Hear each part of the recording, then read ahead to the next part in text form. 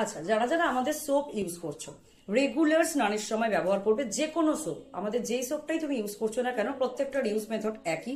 যেরকম ভাবে আমরা সাবান ব্যবহার করি সেরকম ভাবেই ব্যবহার করব, কিন্তু সাবানটাকে ডিরেক্টলি স্কিনে অ্যাপ্লাই করতে হবে।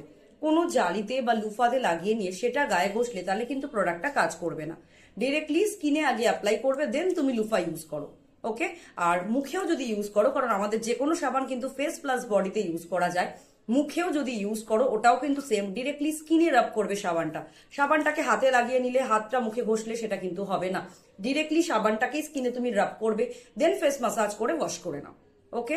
যারা যারা আমাদের বডি ওয়াশ নিচ্ছ, যেরকম মিন্ট বডি ওয়াশ আছে, আমাদের ল্যাভেন্ডার বডি ওয়াশ আছে, ইমলি বডি ওয়াশ আছে, এগুলোও সেম।